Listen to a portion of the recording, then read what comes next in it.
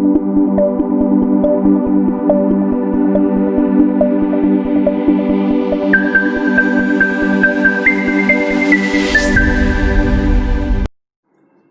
afternoon to my respected teachers and my dear friend. This is Akash Maurya from Hygiene Institute of Pharmaceutical Education and Research, going to present you a topic neurotransmitter. Neurotransmitter is a chemical messenger or any kind of substance that transmit the nerve impulse or any kind of message from one neuron to another. Means ये एक ऐसा chemical messenger होता है जो transmit करता है impulse को या मैसेज को from one neuron to another via synapse.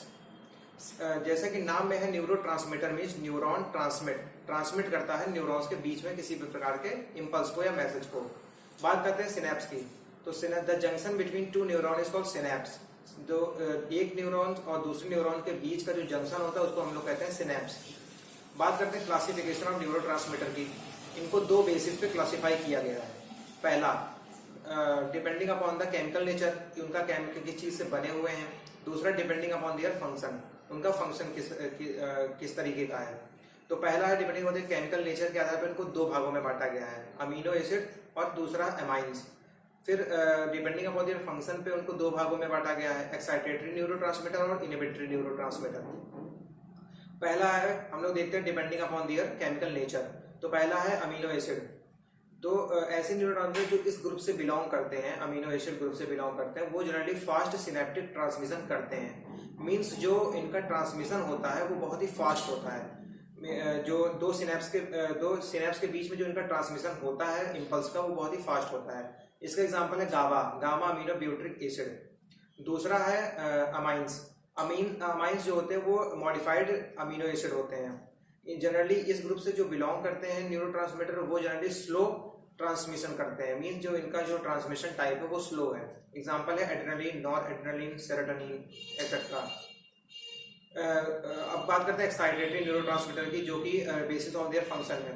Excitatory neurotransmitter generally transmit करते हैं मैसेज को या इम्पल्स को from presynaptic neuron to postsynaptic neuron. ये ऐसे न्यूरोट्रांसमीटर ये पोस्ट सिनेप्टिक न्यूरॉन के सेल बॉडी पे एक्शन पोटेंशियल जनरेट नहीं करते हैं, ये केवल उसका स्लाइट डीपोलराइजेशन कॉज करते हैं। अब ये स्लाइट डीपोलराइजेशन होता कैसे है, ये उसके सेल बॉडी पे सोडियम चैनल प्रेजेंट होता है, सोडियम चैनल को ओपन कर देते हैं, जिससे सोडियम का इन्फ्लक्स होता है। मींस ईसीएफ से सोडियम अंदर आता है सेल बॉडी में। जो स्लाइट डीपोलराइजेशन होता है उसको हम लोग कहते हैं एक्साइटेटरी पोस्ट सिनेप्टिक पोटेंशियल।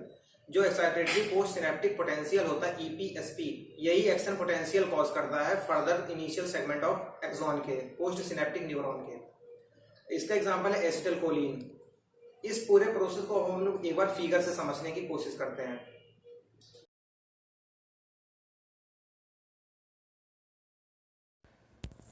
जैसा कि फिगर में दिख रहा है, यहाँ पे दो न्यूरॉन्स हैं, एक प्री सिनेप्टिक न्यूरॉन, दूसरा पोस्ट सिनेप्टिक न्यूरॉन।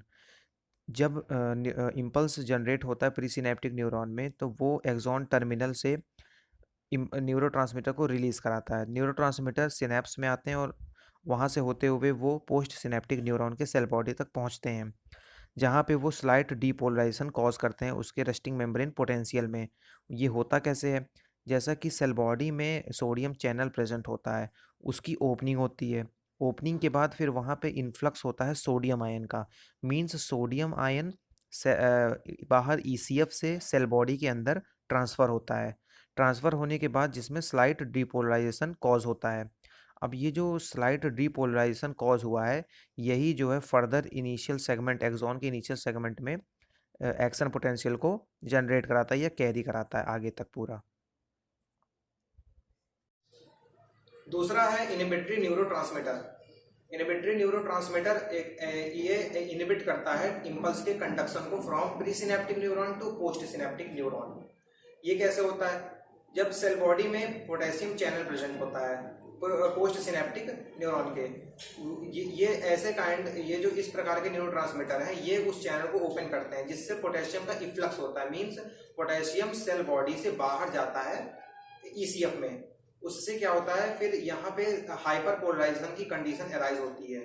अब ये जो स्लाइड हाइपर पोलराइजेशन की कंडीशन है, इसको हम लोग कहते हैं इनहिबिटरी पोस्ट सिनेप्टिक पोटेंशियल।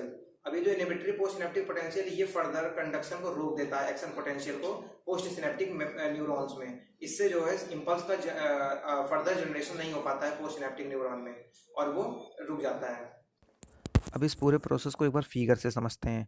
यहाँ पे जैसे दो न्यूरॉन है, एक प्री सिनेप्टिक न्यूरॉन, दूसरा पोस्ट सिनेप्टिक न्यूरॉन। जब इम्पल्स प्री सिनेप्टिक न्यूरॉन पे आता है और एक्सॉन टर्मिनल पे, तब यहाँ से न्यूरोट्रांसमीटर रिलीज होते हैं।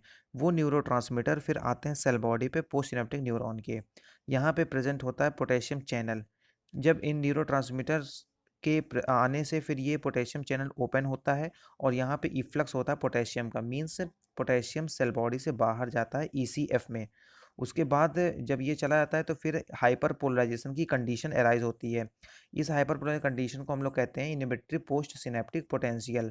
ये जो इनहिबिटरी पोस्ट सिनेप्टिक पोटेंशियल होता है ये फर्दर जो इम्पल्स का कंडक्शन है उसको रोक देता है और इस तरह जो है इनहिबिटरी न्यूरोट्रांसमीटर अपना वर्क करते हैं।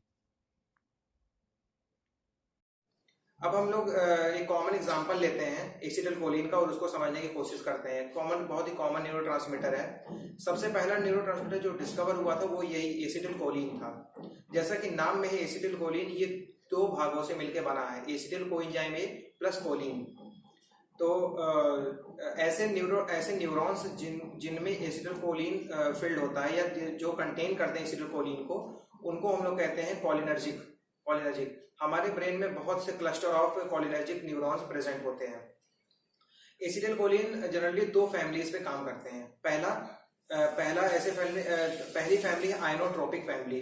आइनोट्रोपिक फैमिली को हम लोग निकोटिनिक एसिटिलकोलिन